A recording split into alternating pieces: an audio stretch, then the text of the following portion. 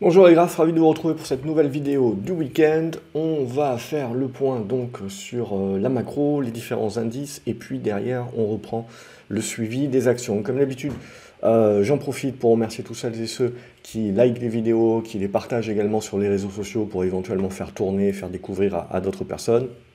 C'est super. Et puis moi ça continue de me motiver, de voir que ce que je peux vous dire, voilà, ça peut faire écho éventuellement et aider quelques personnes. Donc c'est bien le but. Cette semaine, donc, on sent qu'il y a un petit peu soulagement du marché, hein. Donc on a la Fed qui est passée, bon, la BCE de moindre importance. Et puis les résultats d'Apple. Résultats d'Apple, et c'est surtout rachat d'actions d'Apple. Donc on en reparlera un petit peu plus tard, mais globalement, on sent vraiment que le marché était s'était mis en mode prudent. Et on a ce dont on avait parlé un petit peu la semaine dernière, c'est ce petit côté FOMO qui ressort un petit peu, où on avait beaucoup de gérants, beaucoup de hedge funds et compagnies qui étaient quand même redevenus pas mal liquides en attendant, en étant prudents. Et là, on se retrouve à devoir pourchasser un petit peu le marché pour essayer de faire de la perf. Parce que si on se retrouve à avoir dit en début d'année, on va avoir la récession, les taux sont hauts, on va se prendre un crack, etc. Bon, oui, en effet, on a plusieurs problématiques, mais si on se retrouve avec une année qui fait quand même plus 20 ou plus 30%, les clients vont demander des comptes et vont aller voir chez le voisin. Donc ne sous-estimez jamais cette question de flux également qui peut revenir sur les marchés en mode je crois peut-être pas à la hausse, mais je suis obligé d'y participer à un minima parce que sinon ma perf va s'en faire ressentir et les clients sont pas patients. Vous faites une mauvaise année, ils vont voir chez le voisin, vous avez beau leur expliquer que vous êtes prudent et que sur 10 ans vous surperformerez le voisin, euh, c'est toujours de la même manière que les gens ne sont pas patients avec leurs actions, ils ne sont pas patients non plus avec leur fonds de pension et leur fonds de placement, pardon. Lapsus. Donc voilà un petit peu où on en est. Au niveau des taux, c'est là où c'est intéressant, c'est qu'on continue d'avoir le ballottement. Donc c'est bien ce qu'il faut comprendre actuellement, c'est-à-dire qu'aujourd'hui, parler de récession et miser sur la récession, c'est bien trop tôt. On peut en effet éventuellement être pessimiste et se dire qu'on finira par se taper le hard landing, mais vers la fin de l'année, ça semble être le minimum pour essayer d'avoir des stats qui viendraient en ce sens-là, vraiment de vraie dégradation. Aujourd'hui, on voit bien qu'on va vers du ralentissement éco, mais on voit aussi qu'on a surtout une résilience. Ne pas oublier aujourd'hui que la désinflation que l'on a actuellement, c'est surtout par la baisse des prix de l'énergie. Ne pas oublier donc que si on a un ralentissement éco qui se fait, mais en bas régime, on a ce regain quand même de pouvoir d'achat vis-à-vis du consommateur qui utilise énormément d'essence, etc. Donc c'est dans le panier, je veux dire, c'est quand même un point important. Donc il ne faut pas omettre, si vous voulez, que pour l'instant, le consommateur, alors il est différent entre les US et l'Europe, il faut considérer qu'on a bien 6 mois, 9 mois de retard sur l'Europe, c'est bien pour ça que la Banque Centrale Européenne va continuer de monter ses taux, alors que la Banque Centrale Américaine va certainement faire une pause. Alors là, bien entendu, avec les stats éco qui sont sortis aujourd'hui de chômage et compagnie, on démontre bien que la Banque Centrale Américaine fait bien aujourd'hui d'éviter l'erreur de tout de suite parler de pause, mais bien de dire on prendra les décisions réunion par réunion, parce qu'on comprend bien, si vous voulez, qu'on est dans cette phase transitoire de ballottement, où on a à la fois des statistiques économiques qui nous démontrent qu'on a une dégradation économique et une réduction du cycle, mais on ne peut absolument pas anticiper quelle va être sa profondeur et surtout à quelle vitesse maintenant ça va continuer de se dégrader. Potentiellement, on va rester dans un monde de croissance molle encore pendant plusieurs mois et potentiellement on n'aura même pas de récession. N'oublions pas qu'on avait anticipé globalement des baisses de profit cette année, mais que les baisses de profit pour l'instant sont anticipées à moins 4%. Et on voit sur ce premier trimestre, alors on a potentiellement mangé notre pain blanc et ça va être un petit peu plus compliqué sur les trimestres suivants, mais on voit également toute l'agilité et la résilience des entreprises. entreprises dans ce phénomène-là. Alors oui, elles ont participé à l'inflation en augmentant leurs prix. Oui, parce que ce soit les business ou que ce soit les particuliers, on avait encore cette impression de richesse, d'aide, etc. et d'épargne qui permettait de payer les prix. Et oui, on est en train de rentrer dans un monde aujourd'hui où ce n'est plus le cas. Mais voilà, il ne faut pas penser que ça shift comme ça du jour au lendemain. C'est un paquebot et ça prend longtemps. Et là, on voit qu'on est en train de changer la trajectoire. Et l'erreur que peut faire la Fed maintenant, ça sera de maintenir ses taux à ce niveau-là pendant trop longtemps. Mais je veux dire, on est au tout début. C'est pas maintenant qu'on va pouvoir l'entrevoir ou le décider. Il va falloir au minimum laisser passer, je dirais, 5-6 mois facile pour commencer vraiment à avoir un certain nombre de dégradations qui nous impactent. Donc là, on est toujours dans ce ballottement, ce qui fait dire évidemment à certains que l'inflation va persister. Il faut bien se dire également que si vous avez les prix des matières premières qui commencent à rebondir alors que les prix des biens durables et des services ne sont pas encore, ils sont arrivés à un top, mais ils ne sont pas encore suffisamment matures pour pouvoir entamer des régressions. Donc, c'est-à-dire que vous pouvez avoir l'inflation qui remonte pendant quelques mois. Mais c'est là aussi où il faudra faire attention de pas, parce que l'inflation remonte un petit peu ou stagne pendant quelques mois, parce que les prix de l'énergie remontent alors que les prix des biens durables et des services ne baissent pas suffisamment pour compenser, il faudra éviter de faire l'erreur de se dire bon, ben, l'inflation va reprendre de plus belle et on va rester dans un monde très inflationniste, etc. Je pense aujourd'hui qu'on a passé avant tout le bullwhip effect qu'on avait eu sur les chaînes de supply avec la Chine, etc., qui avait stoppé. Donc en fait, on est surtout en train de gommer cet effet justement de déficit d'offres avec une régularisation des supply chains. Maintenant, petit à petit, on va rentrer véritablement dans le cycle éco. N'oublions pas, je veux dire, qu'on est sur quelque chose de très hybride, qu'on ne peut pas comparer à de précédents cycles parce qu'on a eu des aides de partout. Il ne faut pas non seulement penser à la planche à billets des banques centrales, mais il faut penser aux aides gouvernementales, etc. Le Covid, on a stoppé, réouvert, etc. D'ailleurs, on voit que la Chine, globalement, ne fait pas cette erreur, entre guillemets, de vraiment booster son économie. Et c'est ce qui nous fait voir tout de suite dans les stats, si vous voulez, que vous avez cet effet réouverture, mais il s'efface assez rapidement. C'est ça aussi, alors que nous, il a été durable et qu'on a fait l'erreur, au contraire, de se dire, il n'y a pas d'inflation, il n'y a pas de risque d'inflation, donc on va continuer d'arroser gratuit pour être sûr de ne pas arrêter l'arrosage avant que la croissance soit un petit peu établie. Ben, on est passé en surchauffe. Donc, voilà un petit peu ces éléments-là, et bien comprendre que, en gros, ce qui va se passer maintenant à partir de cet été, ça va être le marché qui va être dans ce ballottement et qui va décider à un moment donné de privilégier un scénario plus qu'un autre. Et le ballottement, ben, c'est rien de plus que, certes, on a une dégradation économique, mais on a toujours de la croissance, donc en gros, on est dans un monde de croissance molle. Certes, on a de l'inflation qui baisse, mais voilà, il va falloir encore certainement plusieurs mois avant que le reste des biens X ou Y puissent insuffler une baisse plus prononcée de l'inflation. Et si vous avez un rebond de l'énergie entre-temps, ça va faire dire à certains que l'inflation ne baissera pas, etc. Donc vous avez cette phase que j'appelle de ventre mou, cette phase de ballottement, cette phase justement où on a du zigzag. Et pour moi, tout ce que je viens de vous dire là en 8 minutes, ça peut être résumé simplement juste en regardant l'obligataire. L'obligataire, qu'est-ce qu'il nous dit? On a la phase de ballottement, une phase de ballottement intermédiaire dans le haut de la figure. Vous cassez par le haut, ça voudra dire que le marché est en train de jouer soit les peurs sur la dette américaine, etc., je ne vais pas rentrer dans le détail, mais oui, ils peuvent en effet faire défaut, etc., mais ça durera 2-3 semaines, et puis hop, on signera un petit papier. Donc c'est juste ça l'idée à ce stade-là, où on le voit, le marché ne balise pas sur cet aspect-là, à ce stade-là en tout cas, où ça pourra servir de prétexte plus tard.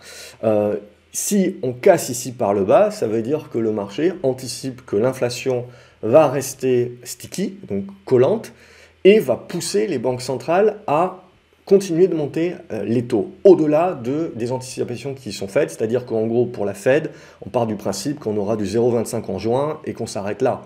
Donc on n'est plus à 0,25 près, je veux dire qu'on est 0,25 en juin ou qu'on ne l'est pas, ça ne changera pas grand-chose. Le point principal qu'il faut comprendre, et j'avais appuyé sur ce point-là déjà depuis une année, c'est bien de comprendre qu'en 2022, si vous voulez, on a corrigé sur la hausse des taux, les valorisations.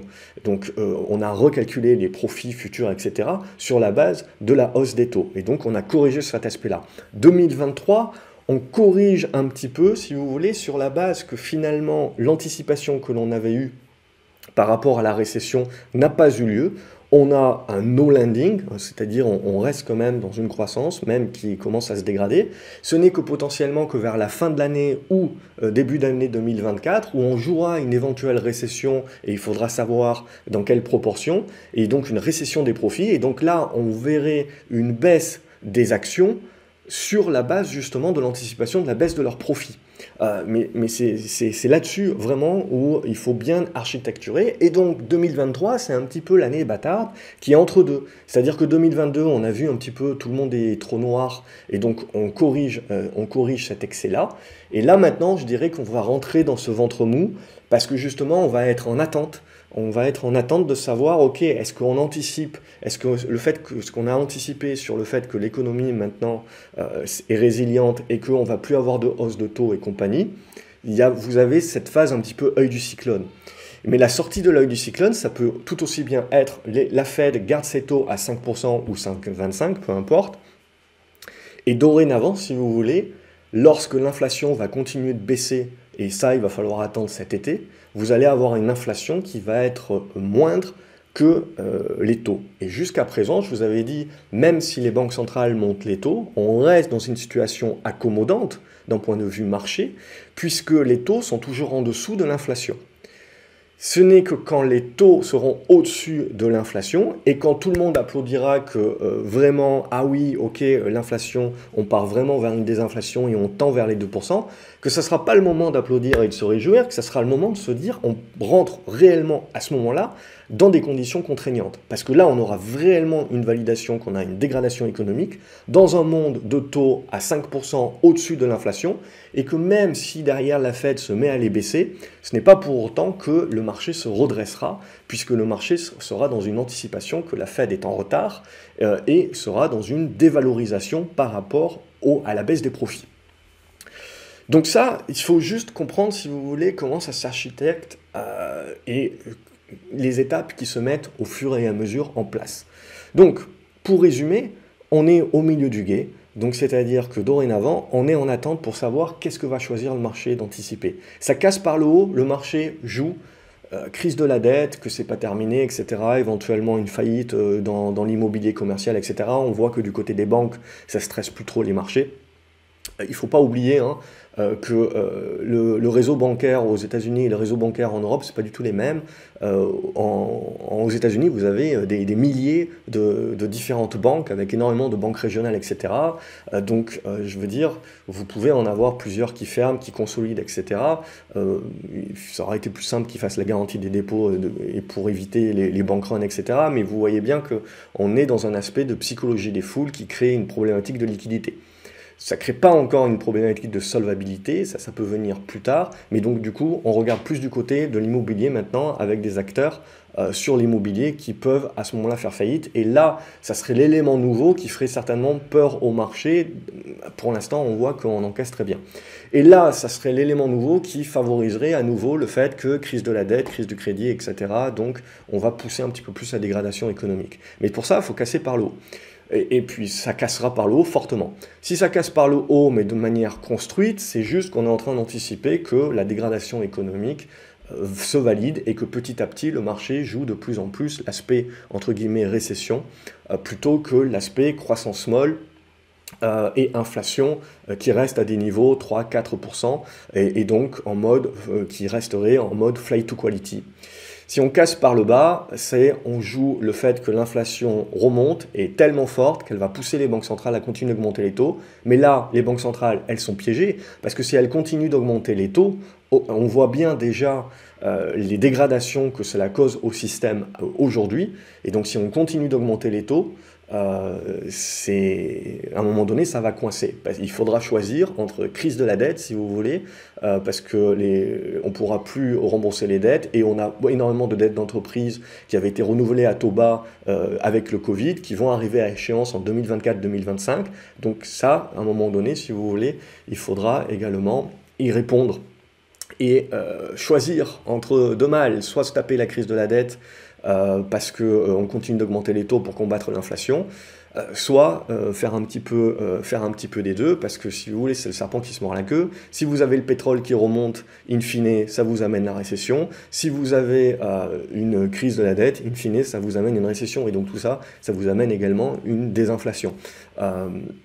Donc à un moment donné, si vous voulez, l'erreur des banques centrales, c'est justement de continuer à être omnibulés par l'inflation sans regarder le reste. Parce que ça les poussera à soit continuer d'augmenter les taux, soit les garder trop élevés trop longtemps, alors que le paquebot économie est déjà en train de prendre la direction. Et comme vous le savez, plus le bateau est lourd, plus pour le retourner dans l'autre sens, il faut pagayer d'autant plus fort et encore plus d'efforts pour le faire changer de cap quand il a déjà pris un cap prononcé. Donc c'est ça qu'on va regarder, mais ça ne va pas se décider du jour au lendemain. Donc pour moi, je regarde ça. Et comme on le voit, on est toujours dans la figure, ça peut durer, hein, ça sera le feuilleton de l'été. Je pense qu'on continuera de s'en parler dans ce feuilleton de l'été. Voilà, ça c'était pour l'introduction, je vais aller beaucoup plus vite sur le reste.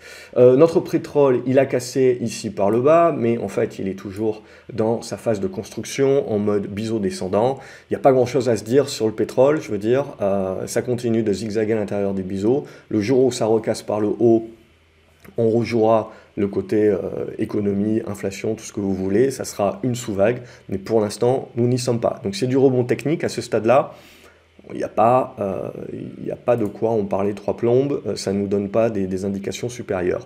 L'euro-dollar, même chose, c'est au moment où tout le monde commence à nous expliquer que « Ah tiens, ça a été une surprise que l'euro soit fort face au dollar, etc. » Et donc il va continuer de l'être et compagnie. C'est le moment, en règle générale, où vous avez la correction qui se met en place. Moi, je pars du principe que la tendance reste toujours bien en place, hein, tant qu'on va rester au-dessus des 1,05 globalement, mais que voilà, on peut s'attendre à un moment donné à avoir le dollar qui fait du rebond, et donc l'euro qui baisse un petit peu. Donc pour l'instant, on reste sur le haut de la figure, mais ça va se regarder aussi, parce que de la façon dont on sortira de cette congestion de moyen terme ici, hein, entre 1,05 et 1,12, grosso modo, ça nous donnera beaucoup d'indications sur qu'est-ce que favorise le marché, et qu'est-ce que va favoriser le marché pour la tendance de moyen terme. Donc là, il faut accepter à un moment donné, si vous voulez, qu'on rentre dans ce ventre mou et que ça peut zigzaguer et qu'on n'a pas de décision pendant ce laps de temps, mais que ça s'appelle la construction. Et donc c'est ça que l'on va attendre. On va regarder quelques indices. On peut regarder le CAC 40 classique. Donc qu'est-ce qu'on a sur le CAC 40? On a eu une phase de correction qui est venue chercher les 7300 points. On rebondit dessus. On est en train de revenir chercher les 7450. Donc c'est là que ça va se décider, c'est le ventre mou. Donc on est en train de rentrer, vous voyez, là aussi, dans le ventre mou. Donc pour l'instant, on ne peut pas vraiment construire de figure. On peut juste construire une espèce de range, en gros, entre les 7003 et les 7006, on va arrondir. Et on va se mettre les 7450 ou 7460, il y a la moyenne mobile 20 qui est dans le parage aussi, et ça on se le met en médiane. Et donc en gros, tant que vous êtes là-dedans, il n'y a pas de grosse décision qui sera prise. On passe en mode consolidation de la hausse un petit peu plus forte vers la zone des 7150, sur cassure les 7300. A contrario, si on repasse au-dessus des 7410, 70, 7520, on rejouera une touchette sur le haut, pourquoi pas vers la zone des 7006. Mais en gros, petit à petit, ce qu'il faut se dire, c'est que le zigzag qu'on peut continuer de faire ici, on est en train de construire un petit peu la figure de top. Alors, top intermédiaire ou top final, ça j'en sais rien, je ne vais pas m'amuser à le devancer, mais ça sera l'idée. Donc là, voilà, on est toujours dans l'idée qu'un marché haussier, ça ne se retourne pas du jour au lendemain. Sinon, il y a beaucoup de personnes qui regardent un petit peu les small, etc. Bon, je ferai peut-être une vidéo, ça, c'est pas très valide. On a une bonne journée sur les small, hein, un bon chandelier. Ici, là, on va prendre plus les mèches. par rapport à ce que j'avais construit, et donc une petite figure de congestion. Donc en gros, avant de se dire, tiens, on peut avoir à nouveau chercher de la surperformance sur les mid and small, ce qu'on aimerait voir, c'est un débordement, ici vous le voyez, des 14 500 points, ça serait ça le signal. Ce qu'on ne veut pas voir évidemment, c'est une sortie par le bas. Donc on est toujours dans cette congestion, on a une bonne réaction ces derniers jours, mais il va falloir confirmer. C'est ça qui va être le plus important pour essayer peut-être d'aller chercher un petit peu de surperformance sur ce secteur-là qui jusqu'à présent, depuis le début de l'année, a été un petit peu laissé de côté, mais voilà, il avait quand même bien performé, vous le voyez, dans la lignée du CAC, hein. Il avait quand même très bien performé jusqu'à février à peu près avant de consolider. Donc voilà, c'est ça qu'on va regarder avant de parler d'une relance, mais pour moi ça me paraît pas non plus complètement dégueulasse à ce stade-là. On est en attente d'un signal éventuellement pour en gros renforcer les positions. Ce qu'on peut regarder également, donc c'est notre copain le Nasdaq avec son copain Apple, et là on avait fait une première correction ici, le rebond, deuxième petite correction là et avec la Fed, et Apple qui nous remet dans le bon sens. Tout est en train de s'écarter, donc ma foi, hein, on peut éventuellement placer plutôt les obliques comme ceci. Et on s'ouvre éventuellement la zone des 13 330 et plus si affinité, 13 400, 13 700 sont autant d'objectifs éventuels, tant qu'on va conserver cette petite zone de gap. Si on vient repasser en dessous des 13 000 points, il faudrait à nouveau y voir une petite faiblesse et la congestion dans une figure. À ce stade-là, je pars du principe que cette zone de gap ici, aux alentours des 12 700, c'est votre pivot. Tant qu'on est au-dessus, ben on va demeurer acheteur, avec les 13 000 en pivot de plus court terme, et ce n'est que si on passe sous les 12 700 que là on se dirait ok, on est parti pour une soufflante et une phase corrective. Avant de parler de tendance baissière, de retournement baissier ou de tout ce que vous voulez, va falloir procéder par étapes. On ne va pas retourner cette tendance haussière comme une crêpe, peu importe vos convictions. On n'en est absolument pas là encore à ce stade. Donc là, je dirais que Apple, on a remis tout le monde, hein, on a senti ce ouf de soulagement, du coup toutes les grosses dates sont passées et on voit des capitaux qui reviennent. Alors, des capitaux qui reviennent, on voit surtout ce qui a été intéressant, on a vu surtout du flight to quality, et depuis quelques jours déjà, on voit pas mal de capitaux qui reviennent un petit peu sur les actions à risque, donc sur les plus petites caps aux US, et surtout sur les biotech, hein. On voit pas mal de biotech qui commencent à bien décaler. Il faut dire aussi que le fait qu'on se dise qu'en gros la Fed en a terminé, en étant à 5 ou 5,25, peu importe, eh ben, ça permet de dégager le risque de devoir revaloriser ces actions qui ne sont valorisées que sur leur perspective future par rapport aux taux. Et donc en gros, on a atteint un socle par rapport à ces valorisations-là au niveau des taux. On sait très bien qu'ils ne monteront pas plus, en tout cas à ce stade-là. Ce serait éventuellement une erreur, mais bon, peu importe. Et donc, du coup, ben, on se remet quelque part à jouer le soulagement sur cet aspect-là. Donc, il faudra voir, il faudra confirmer à ce stade-là, mais au niveau du Nasdaq, en gros, 13 000, 12 700, c'est les deux niveaux pivots pour moi, au-dessus desquels je reste tout à fait positif. On avait vu une faiblesse sur les semi-conducteurs. À présent, c'était donc les semi-conducteurs avaient pas mal corrigé, mais ils sont revenus sur une base de support. Mais avant de pouvoir voir une relance haussière qui serait favorable à un Nasdaq qui va chercher les 13 500, 13 700, il va falloir dépasser cette zone des 420. On le voit, pour l'instant, c'est du rebond et on est congestionné là-dedans. Donc ça va être très intéressant de suivre, je veux dire, c'est pas fait. Ça va être très intéressant de suivre ces prochaines séances parce qu'on a besoin des semi-conducteurs pour insuffler également une poussée à nouveau sur la tech. Voilà, et au niveau de la tech, on continue d'acheter de la tech malgré le fait qu'on voit l'économie tient bien, etc. Donc du coup, la Fed peut être poussée vers monter les taux parce qu'en fait, plus personne ne croit que la Fed va monter les taux, même si l'inflation reste collante, reste à 3-4% dans les prochains mois. Le marché est en train, si vous voulez, de valider que le pivot est là à 0,25 près. Quelque part, voilà, on n'a plus besoin de valoriser. Et ce qu'on valorise, c'est le fait que les entreprises font des licenciements, sont en train de conserver leurs marges, donc sont encore aujourd'hui résilientes. Donc on se refocalise un petit peu sur les profits qui ne sont pas tant dégradés que ça. toute la question, ça sera, et je pense qu'il va falloir plusieurs mois, ça sera est-ce que le marché a raison de penser comme ça ou est-ce que derrière il va revaloriser parce qu'il aura peur sur un nouvel élément. C'est ça qui va nous importer. Et au niveau de l'or et de l'argent, on a atteint sur l'or des plus hauts. Alors là, il y a eu un gros doigt ou un truc, on a eu pareil sur le pétrole l'autre jour. Mais toujours est-il que voilà, on est allé chercher des plus hauts, histoire de faire couler un petit peu d'encre. Mais on est toujours globalement dans la figure. Ça reste une tendance haussière, il n'y a rien à dire. Donc on continue de jouer le refuge là-dessus. Mais on voit sur une journée comme aujourd'hui, où on a cet aspect soulagement, eh ben, on le voit également là-dessus. Donc on revient sur les actifs à risque et on sort un petit peu des actifs refuges, entre guillemets. Et donc même chose sur l'argent, où on est revenu sur ce niveau intermédiaire des 26-27 $, qui sera la zone de résistance. Donc là, éventuellement, un petit peu de conso, mais rien de bien méchant. Il faut laisser un petit peu construire. Il y a beaucoup de choses très intéressantes, mais je ne vais pas y revenir pour éviter que la vidéo soit trop longue. Mais bon, c'est des choses également dont on parle au sein de l'académie. Au niveau des actions, on va regarder Alibaba. Donc Alibaba, il y a les résultats qui devraient tomber, on ne sait pas trop, le 16 je crois, le 15 ou le 16, un truc comme ça. Il y a, donc évidemment, on se dit qu'avec la réouverture et tout ça, ça ne devrait pas être trop dégueulasse, mais tout est une question de flux. Est-ce que les gens ont envie de reprendre du risque un petit peu à acheter les actions chinoises en partant du principe que la Chine fait les gros bras, mais pour l'instant ne tirera pas sur Taïwan. C'est peut-être trop tôt encore pour eux encore. Et donc, du coup, Alibaba, même, je veux dire, si on met du rebond, il y a fort à parier que voilà, cette zone des 88 $, ça va être une zone un petit peu dure.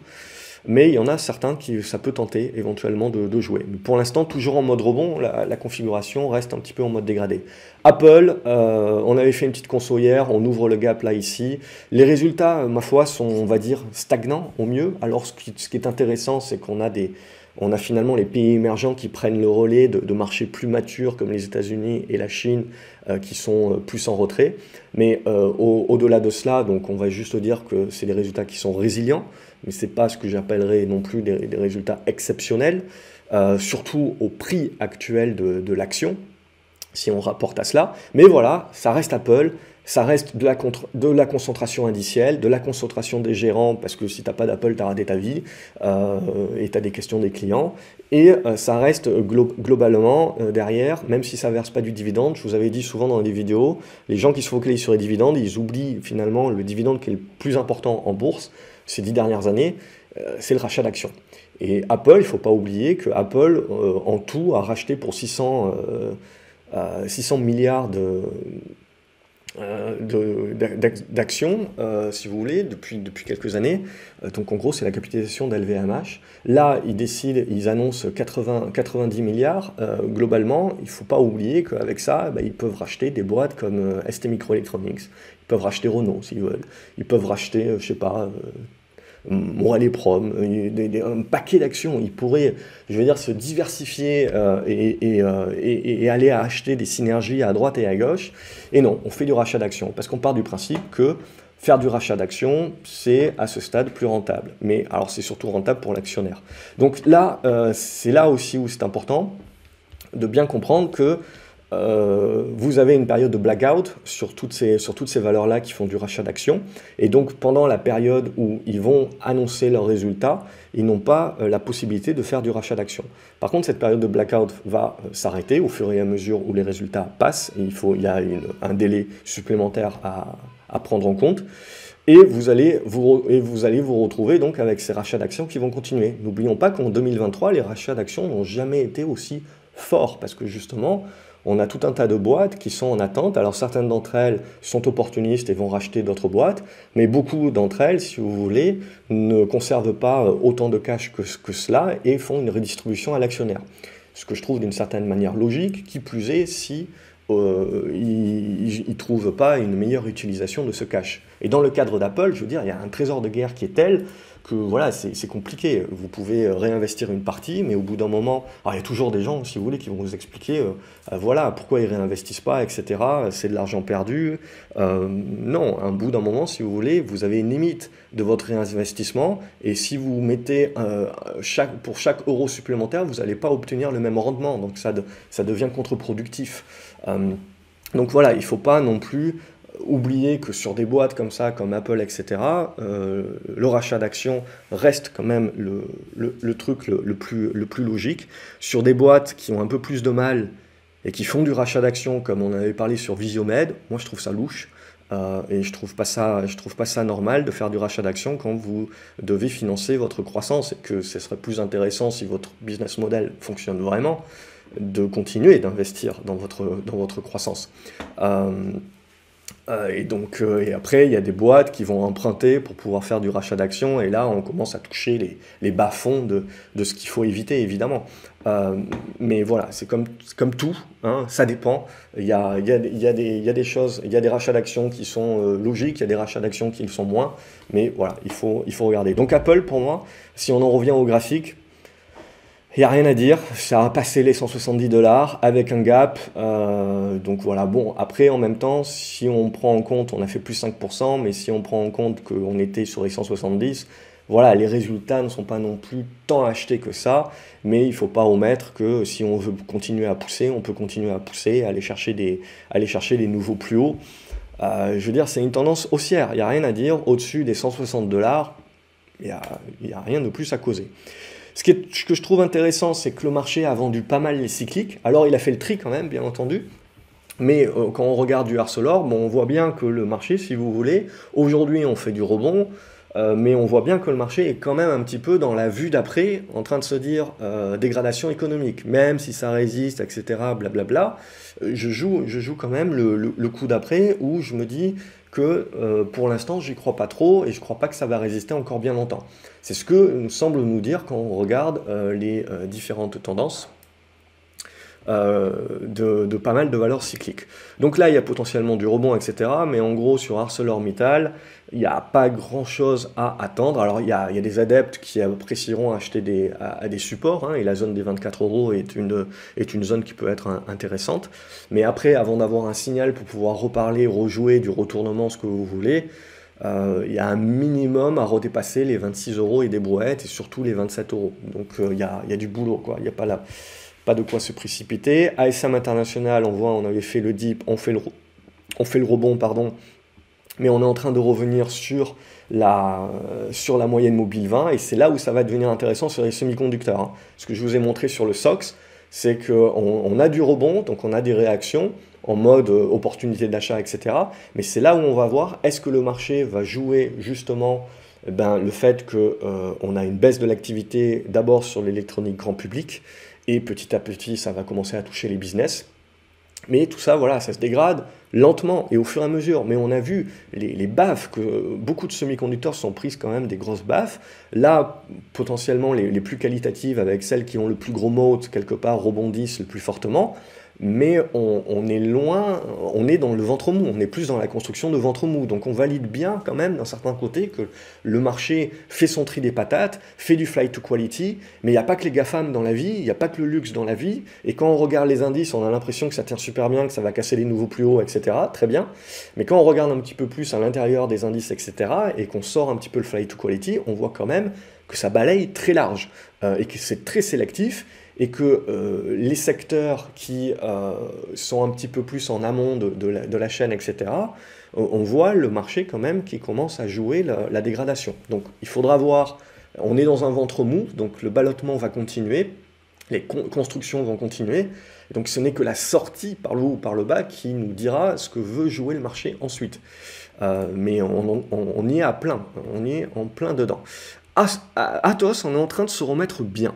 Alors, il va falloir confirmer en repassant au-dessus des 12,70, etc. Mais déjà cette semaine, le fait d'avoir repassé les 11,80 et de les avoir conservés, je trouve ça positif. Et donc, on rejoue. On joue la scission, on joue ce que vous voulez, les rediscussions avec Airbus. Bref, il peut y avoir cet aspect spéculatif qui revient. Biocinex, alors ça, c'est une petite cape. Il n'y a pas énormément de volume. On voit plutôt des gros volumes de dégagement. Et là, du rebond technique qui se met en place. Je pense pas qu'il y a plus à jouer que ça. Alors comme c'est illiquide, ça peut toujours faire des rebonds beaucoup plus poussés, etc. Sur 9 euros, 10 euros, ce que vous voulez, sur un fonds de news. Vous avez un socle fondamental pour ça. Le marché a l'air de valoriser que ça va finir par perdre de l'argent, etc. à ce stade-là. Mais bon, peut-être que le pari sera gagné, mais on le saura que dans un an ou dans 2 ans. Et le marché aura tout le temps de nous faire une configuration à ce moment-là. Pour l'instant, c'est du rebond technique. Éventuellement, je pense qu'on peut viser le bas du gap, voire le milieu du gap. Ça serait le truc un petit peu commercial. Après, je pense qu'il faudra attendre d'avoir soit une news, soit un petit peu plus de construction pour pouvoir jouer un petit peu plus de retournement à moyen terme. Pour l'instant, c'est un petit peu tôt. Les bancaires ont pas mal profité de la journée, donc très bien. Mais comme vous le voyez, graphiquement, ben, on est au milieu du gué. Donc là aussi, on est dans du ballottement, on est un petit peu enfermé entre les 55 et les 60, 61, et tant que vous ne sortez pas, vous n'avez pas une indication claire de ce qu'on va jouer. CGDIM, ça reste une petite cape aussi, mais qui reste plutôt bien orientée en mode retournement. Je pense que ça finira par se faire sortir de la cote, ça aussi. CGG, alors je me suis fait un petit peu balader. Hier, j'avais accumulé sur les résultats qui étaient pas mal achetés, puis on a terminé au plus bas de la séance, donc je me suis fait sortir. Et aujourd'hui, on a tenu. On a tenu les bas, on a fait une très belle séance qui termine au plus haut. Alors là aussi, c'est un truc qui, à moyen terme, si vous voulez, n'est pas encore suffisamment mature pour pouvoir vous parler de retournement, de congestion, tout ça. Mais voilà, il y a des bons volumes, il y a une bonne volonté, pourquoi pas, le début de quelque chose, mais je pense pas qu'il y a besoin de se précipiter si vous voulez, c'est quelque chose qui aura besoin de construire. Bon, je suis quand même allé chercher Valourec, on la verra plus tard. Ça reste des tendances baissières, hein. N'omettons pas que ça reste des tendances baissières, mais qui petit à petit, éventuellement, sont en train de construire des socles. Claranova également, ça reste une tendance baissière, mais éventuellement c'est en train de construire un petit socle ici, tant que vous restez au-dessus des 1,98. Sur débordement de cette petite oblique, on peut avoir une poussée qui nous permet de revenir chercher l'ancien support horizontal en mode résistance aux alentours des 2,30. Donc voilà, là aussi, ça reste une tendance baissière, on ne va pas parler de retournement haussier, mais vous pouvez avoir quelque chose qui peut être intéressant. Dassault Systèmes, même chose, hein, on avait vendu les résultats, puis on a acheté derrière, puis on se remet dans une espèce de ventre mou. En attente, il faudra dépasser les 37,30, dépasser les 38,30 pour avoir un signal. Comme je l'ai dit, ça revient pas mal sur les biotech. Alors plus les biotech américaines que les biotech françaises, mais certaines d'entre elles ont la double cotation.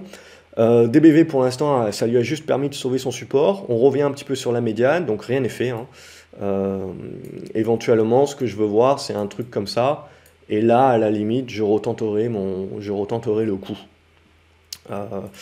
Engie, on a eu le dividende, hop, ici, finalement on a acheté le dividende, une partie du dividende, on voit, on a repris une partie du dividende, mais on revalide pour l'instant l'ancienne résistance ici, on revalide cette résistance-là. J'ai oublié de remettre mes graphiques. En période de dividende, je les ajuste pas pour bien voir le gap de suite au dividende, si vous voulez, mais après, ouais, je repasse en graphique ajusté. Donc voilà pour Engie. Eramé, même chose, on a eu un petit rebond technique aujourd'hui, mais comme vous le voyez, ça reste des tendances qui sont dégradées sur les cycliques, hein. Donc on a des bons petits rebonds, on peut éventuellement tenter de jouer un mode plus, mais le marché est quand même en train de nous dire que voilà, sur les cycliques, il est un petit peu prudent quand même sur la dégradation économique. Même chose sur ESSO, je veux dire, tant que vous ne repassez pas au-dessus des 50.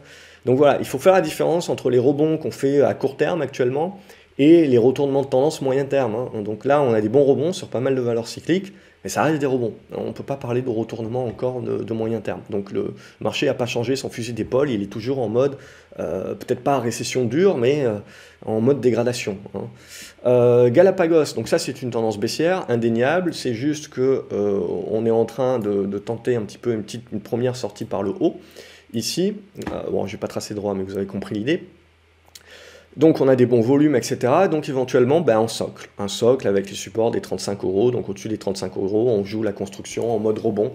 Et le retournement, voilà, il aura du boulot à faire. Il y a cette zone de gap à minima à refermer. Et quand on sera au-dessus de ça, qu'on aura peut-être un petit peu congestionné, oui, on pourra commencer à se dire qu'on va jouer les 43-44 et qu'on a touché un petit peu un socle intermédiaire. Mais avant du retournement beaucoup plus poussé, vous voyez, il faudra repasser au-dessus de ces 43-44. Donc voilà, il faut procéder par étapes et par horizon. Donc pour l'instant, je dirais en mode rebond. Genfit s'est remis un petit peu au milieu du gué, hein. Il y a eu quelques achats, quelques montées au capital, etc. Donc ça continue de se regarder, c'est au milieu du gué pour moi. Au-dessus des 3,50, 3,60, je resterai positif là-dessus. On voit, il y a un bon retour sur les biotech. LDLC, c'est un petit peu toujours morne pleine là-dessus. Hop, on pousse un petit peu l'oblique, donc c'est celle-ci qu'on va privilégier. Hop, ça, je gomme.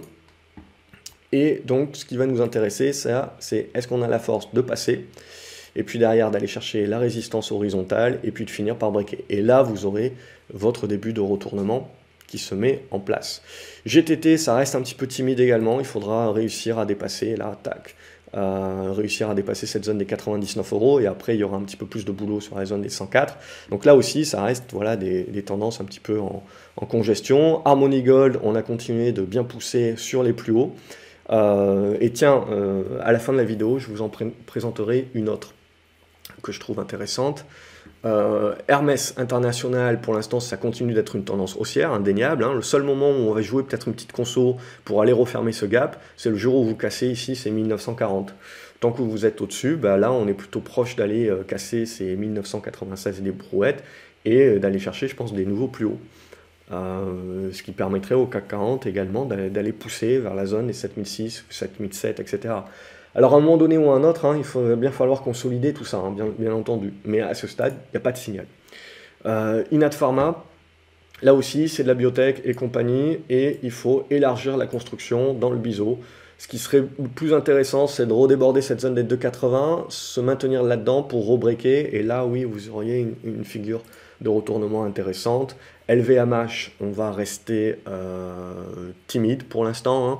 Je pars du principe que même chose que pour Hermès, on peut toujours aller chercher un petit peu des plus hauts, mais je pense qu'on est en train, à quelques dizaines d'euros près, si vous voulez, il faut se dire que le potentiel est certainement un petit peu restreint à court terme, et que si on va chercher là, ça sera plus une occasion de short que de croire qu'on va continuer de monter à ce rythme-là.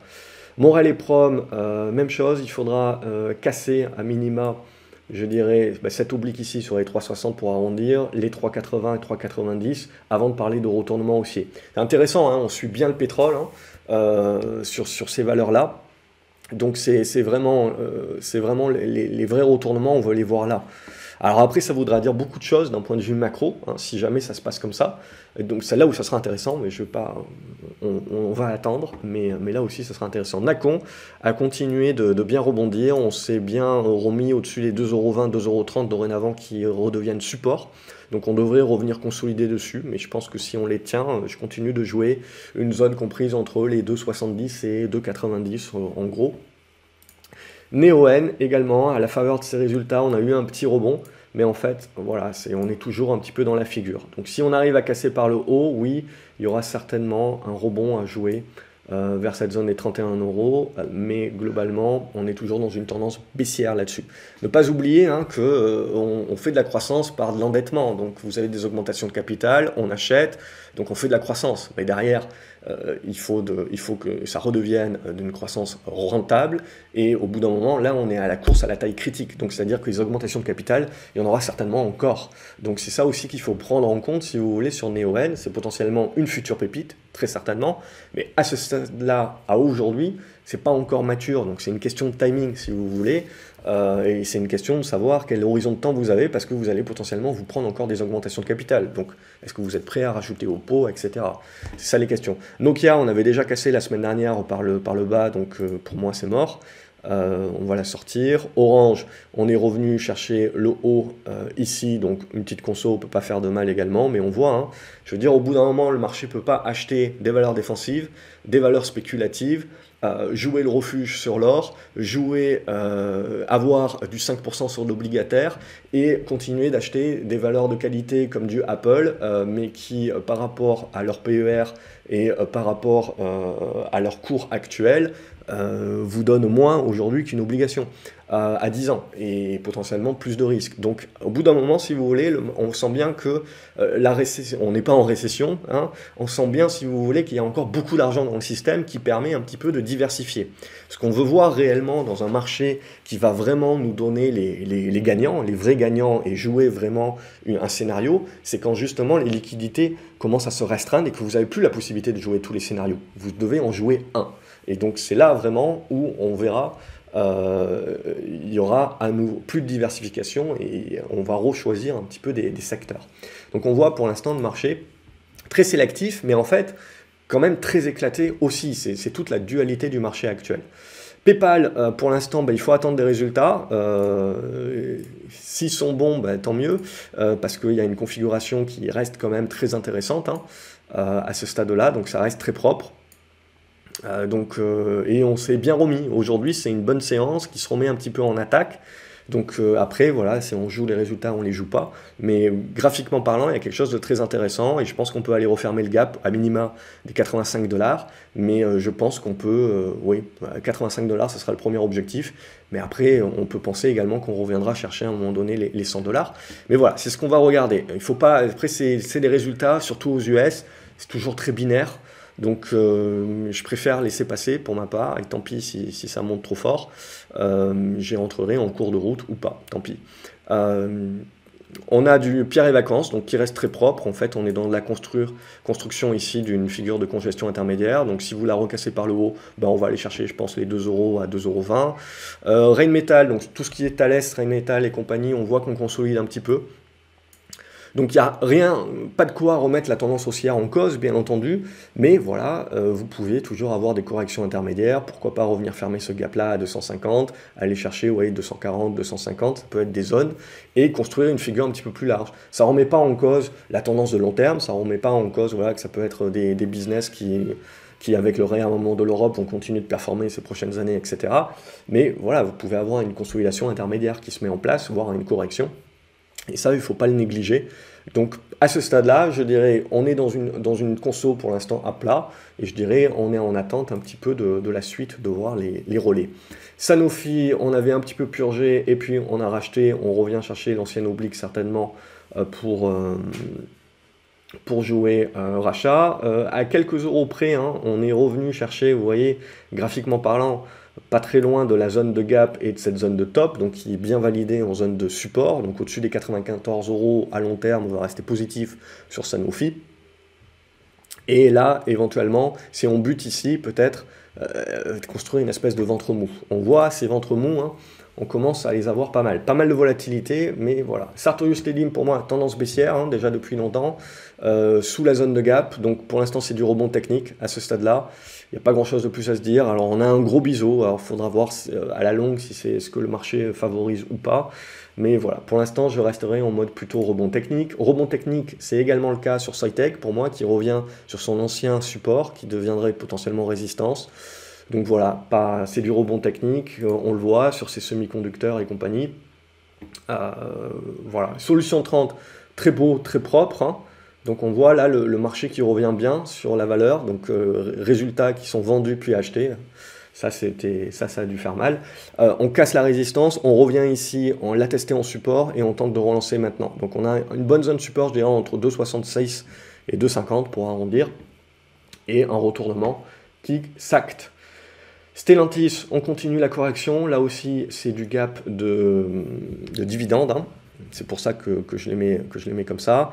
Ce qui m'intéresse ici, c'est tout simplement d'entrevoir où on stoppe l'hémorragie. Donc là, on l'a stoppé ici, sur la moyenne mobile 50 hebdo, pour celles et ceux qui ont le graphique en hebdo, éventuellement. Et même chose, vous voyez, on a versé le dividende, mais on est plus bas que le dividende. Pour vraiment que le dividende soit un gain, ce que j'explique quand même depuis de nombreuses années, il va falloir que le titre remonte au minima sur les 16 euros. Et pour qu'il remonte sur les 16 euros, ben, il va falloir qu'il y ait des acheteurs et donc qui croient en l'avenir et en la capacité de Stellantis de continuer à dégager des profits, même dans un environnement macro qui commence à se dégrader. Donc toute la question maintenant, c'est de savoir, vous voyez les cycliques, on joue bien la dégradation macro. Mais la question maintenant, ça va être de savoir, ok, mais de combien, de combien on parle, parce que c'est ça qui va faire la différence. Donc après, voilà, il faut patienter, je dirais, sur du Stellantis, pas se lancer juste parce que c'est pas cher, etc. Et bien comprendre que c'est pas cher également parce que bah, le marché ne paye pas ces valeurs-là, parce qu'ils jouent finalement la crainte de l'avenir. Et donc on est en attente. Ne vous inquiétez pas que si jamais on voit qu'on continue d'avoir une croissance qui est stable, et ben ces sociétés-là qui sont dans la capacité de pouvoir bien surnager dans un environnement avec une inflation à 3-4% et une croissance qui reste aux alentours des 1% éventuellement, vous inquiétez pas qu'on va recommencer à jouer des valeurs value et qu'on va plus payer 3-4%, 3-4 fois les profits, mais qu'on acceptera de payer 8, 10 fois, 15 fois les profits. Je me souviens d'une période que les moins de 20 ans ne peuvent pas connaître, c'est qu'on payait des valeurs value à 30-40 fois les profits, ça gênait personne à une époque. Donc quand la tendance est une tendance à la value, c'est ça qui sera suracheté parce que les flux seront là. Quand on est dans un monde où on joue la baisse des taux, et ben on joue les valeurs de croissance. C'est bête et méchant. Évidemment, c'est pas aussi simple que ça, au jour le jour, évidemment, mais c'est ça les grandes tendances qu'il faut entrevoir. STMicroelectronics, c'est du rebond technique à ce stade-là. Rien de plus, hein. On a quand même bien découpillé la tendance, mais on est revenu dans les zones de support ici. Donc faire du rebond, c'est normal, c'est naturel, mais encore faut-il voir jusqu'où il va nous amener. Mais en gros, là, le marché a bien cassé la tendance, donc on valide bien que, voilà, on joue le cycle quand même, hein. Stonco, bon, j'ai pris une partie de mes profits, on est en train d'arriver sur les 13,40, qui est pour moi, qui était mon premier TP, mais j'avais pris un petit peu en amont, parce que je ne peux pas bien suivre en ce moment, et sinon, pour les autres, je pense qu'on va essayer, alors il y aura peut-être une conso intermédiaire, on va peut-être revenir chercher cette ancienne oblique à un moment donné ou à un autre, mais toujours est-il que je reste positif à moyen terme, et qu'on va continuer d'aller jouer, je pense, la zone des 15 $, c'est ma prochaine prise de profit. Si on y va tout de suite, je prendrai des profits sur une plus grosse part de ma position parce que je partirai du principe que c'est de l'excès. Si on fait de la conso et de la construction intermédiaire et qu'on y va en mode escalier, je resterai un petit peu plus timoré sur ma prise de profit. Le but, hein, c'est qu'on revienne ici et que je me recharge parce que je le joue vraiment à moyen terme sur ça. Téléperformance, pour moi, continue de dégrader. Alors oui, on est revenu sur des supports assez importants à long terme. Pour l'instant, on a rebondi là sur les 158, mais c'est très timoré.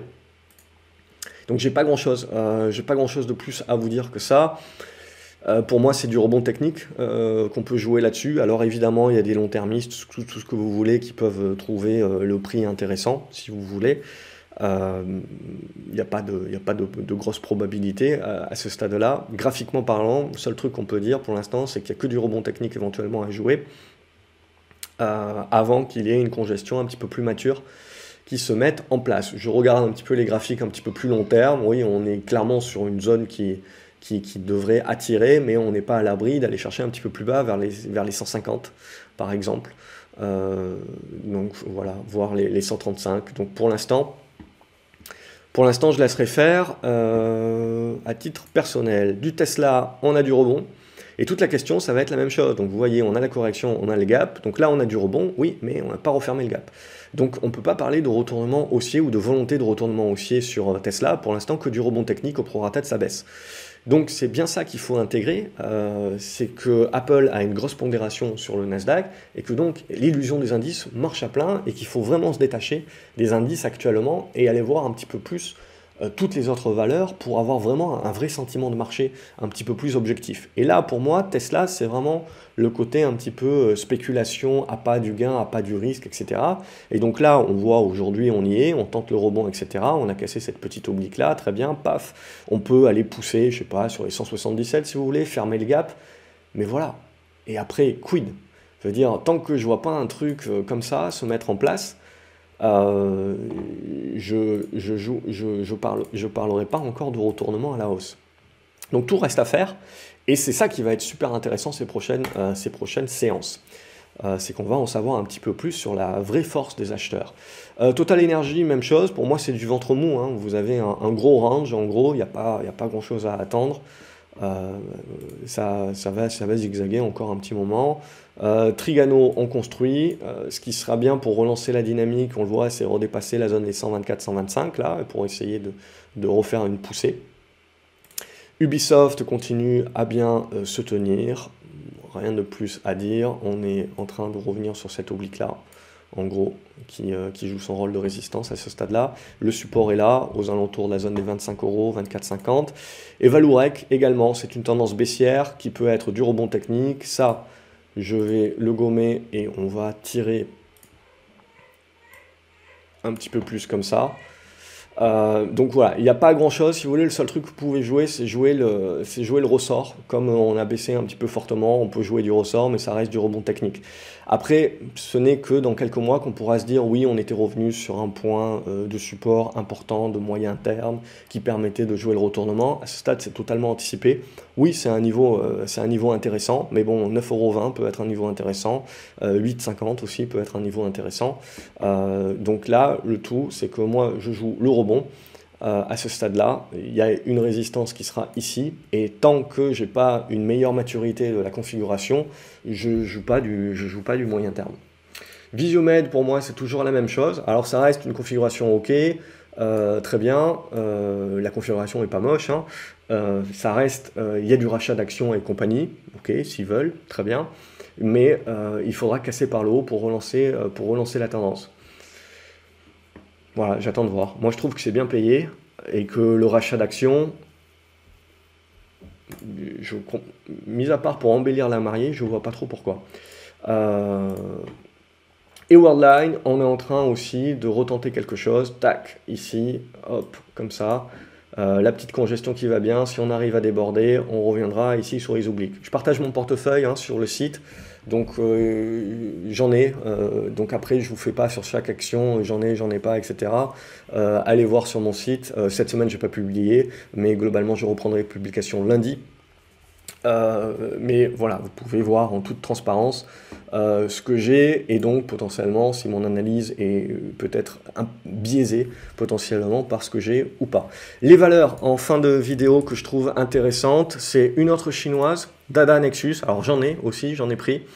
Alors là aussi c'est une tendance baissière indéniable, alors c'est très volatile, il y a les résultats qui vont arriver je pense le 10 mai ou un truc comme ça, avec les chinoises on ne sait jamais trop. Il y a cette zone de gap là, donc bon pour l'instant elle tient, on verra si avec les résultats on veut la fermer ou pas. Mais voilà, ça reste une valeur à se garder sous le coude, ça peut être une valeur qui peut rester très volatile, pour l'instant c'est pas mature pour parler de retournement ou ce que vous voulez, ça pourra être juste du rebond technique, mais ça se garde sous le coude, ça fait partie je pense des valeurs que je trouve intéressantes. Si jamais les flux veulent revenir sur les chinoises et veulent repricer à leur juste valeur les business, Taïwan, etc., on verra, c'est compliqué, ça fait partie des valeurs que je trouve très intéressantes. Et ensuite, une autre minière qui est cotée en Angleterre, que j'ai aussi, c'est Greatland Gold. Alors c'est une penny, donc là on est en pence, vous voyez, 0, 1 pence, etc., donc c'est de la penny de chez penny, donc c'est spéculatif, indéniablement, mais on joue la config. Alors, elle n'a pas profité comme beaucoup de minières parce qu'elle est surtout sur du réseau et sur des achats de terrain, etc. Bref, c'est pas encore bien mature et compagnie. Mais toujours est-il que là, on a un premier break qui est en train de s'effectuer. Alors, ça peut nous permettre d'aller chercher la résistance horizontale et cette histoire peut durer encore longtemps parce qu'après, ça peut tergiverser dans cette zone-là avant de breaker une nouvelle fois et peut-être de lancer à ce moment-là véritablement une poussée vers cette zone des 12 $ qui peut être le prochain niveau. Mais voilà, c'est une valeur que je trouve en retournement intéressant, avec une zone 10 $, 11 $ qui serait pour moi la première target. et ensuite il faudrait voir un petit peu comment se fait la construction. Il y a des bons volumes qui sont en train d'arriver. Ça a fait un premier break de l'oblique, je pense qu'on peut aller chercher l'horizontale et après il faudra voir comment ça mûrit. Voilà pour cette vidéo, comme d'habitude merci beaucoup à celles et ceux qui les like, qui les partagent également sur leurs réseaux sociaux et qui laissent un commentaire, ça fait toujours plaisir, je me ferai un plaisir d'y répondre. Le week-end va être bien, même si on n'en profite pas trop en ce moment. Et je vous retrouve lundi sur graveceobourse.fr pour une nouvelle chronique, je l'espère. Cette fois-ci, je pense que j'aurai à nouveau un petit peu de temps. Et puis voilà, n'hésitez pas à vous abonner à la chaîne pour ne pas louper les autres vidéos également. J'ai publié quelques vidéos parce qu'on voit il y a beaucoup de choses qui circulent en ce moment et je trouve que malheureusement, il y a beaucoup de choses qui sont bien et qui sont vraies, mais il y a beaucoup de risques en fait qu'on omet. Alors je ne sais pas si c'est de l'omission ou on fait exprès de l'omettre, etc. Mais je pars du principe, si vous voulez, que c'est très important de bien comprendre quand on investit dans quelque chose, de bien avoir tous les éléments en main pour prendre les meilleures décisions pour soi. Parce que ce n'est pas une question d'approche, si vous voulez, c'est une question de vos objectifs. Qu'est-ce que vous cherchez à faire? Battre l'inflation, battre le marché, faire de la très bonne performance, démultiplier votre portefeuille ou au contraire, sauvegarder votre capital. Donc je veux dire, on ne peut pas répondre de toutes les manières possibles et de toutes les approches possibles à tous ces objectifs-là de la même manière. Et c'est bel et bien pour ça que j'avais notamment créé à un moment donné une formation Avenir PEI, Plan épargne intelligent, pour adapter en fonction du temps disponible, de la stratégie et des objectifs. C'est ça qui est clairement le triptyque très important et je trouve qu'il y a beaucoup de personnes qui n'alignent pas à leurs objectifs leur choix d'investissement ou qui croient un petit peu trop à ce qui leur est vendu et qui n'ont pas une relation du risque et qui se rendront compte beaucoup trop tard que finalement ils avaient une aversion au risque beaucoup plus grande que ce qu'ils pensaient et qu'ils ont investi sur des choses qu'ils pensaient moins risquées que ce que c'est réellement.